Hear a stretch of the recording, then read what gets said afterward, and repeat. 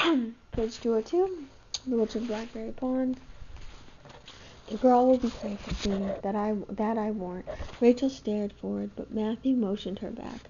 Get her coat, he ordered. They stood waiting silently in the hallway while Rachel climbed the stairs weeping, and came back with her own woolen cloak. Yours feels damp, she quavered. Keep this on you, kid. It may be cold in that place. The Crufts walked behind them all the way along High Street, down Carpenter's Lane to the constable's house, and stood by till they saw Kit safely in the shed, and heard with their own ears the heavy bolt drop in place outside the door. The shed was entirely empty, save for a pile of straw in one corner of the dirt floor. There was no window, but the rough boards let in chinks of daylight, as well as draughts of cold November air. Kit leaned against the doorpost and let the tears run down her cheeks. Toward late afternoon, when one side of the shed was already deep in shadows, she heard footsteps. The bolt drew back, and the constable's face peered through the door. "Brought some supper," he growled, "and my wife sent this." He thrust toward her a heavy quilt, none to glean even that dim light, but a gesture of kindness nonetheless. We never had a girl in here before," he explained uneasily. "Funny thing, I'd never picked you for a witch, but you can't tell." "Please," Kit ventured. "Those other women you spoke of, Goody Harrison and the others, what happened to them?" "Goody Harrison was banished from the colony. They hanged Goody Johnson." Then, seeing the horror that blanched her face, he reconsidered.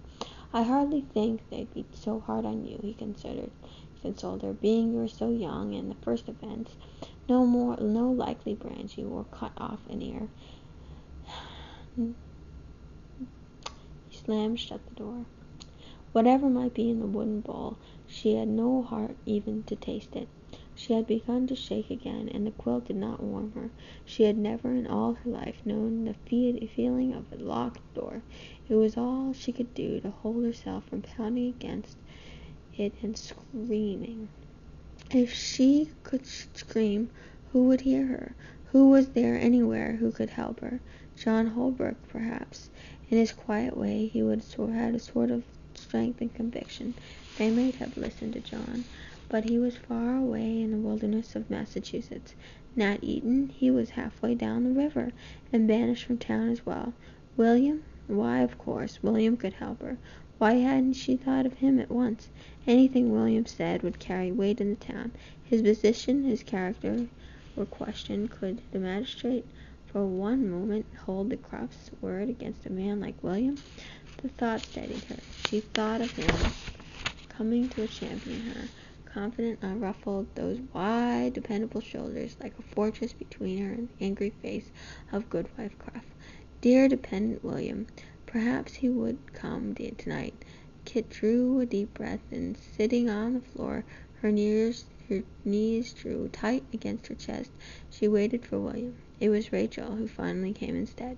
Long after dark, Kit heard her whisper outside the shed wall, so timid and faint that at first she thought she must have imagined it. "Kit, can you hear me?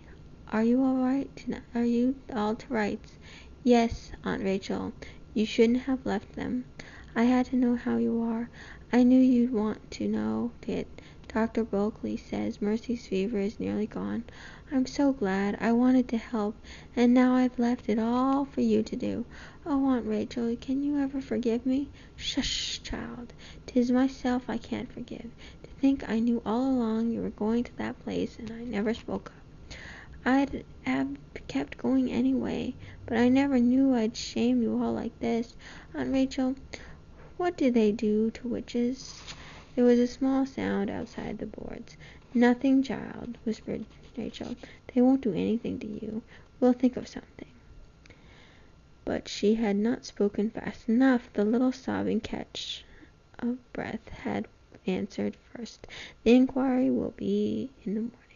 Have you courage, dear? But you've got to help us, Kit. If there's something you haven't told, something you're holding back, you must tell everything. How much courage must it have taken for Rachel to brave her husband's anger, and the dark and strange terror of a prison shed. I wish I could get some food into you. Are you very frightened, Kit dear? Not now, lied Kit. Not now that you've come. Thank you, Aunt Rachel. Sustained by her aunt's visit, Kit was able to face the morrow with less panic. She sat down and forced herself to take stock of her chances. She couldn't imagine that they could have much evidence against her, but it didn't seem to take much evidence to rouse these people's suspicions. What had poor Hannah ever done to harm them? Goodwife Cruff had hated her ever since that first day on the Dolphin, and she would never rest now until she had her vengeance. Nobody in the town would have much sympathy for a disobedient girl. If only she could have obeyed her impulse this morning and told her uncle the whole story, though perhaps he too was helpless. She saw now that she had undermined his authority in all eyes by flouting his orders. Suppose they discovered that Prudence, too, had disobeyed. It did not bear thinking, and she was entirely responsible for Prudence's actions. Kit admitted with a sick heart, who had inveigled the child with promises, and thought of the hiding place under the willow tree, and persuaded her, dragged her against her will, to meet Hannah. Oh, why hadn't she seen what she was doing? How could she have been so wicked?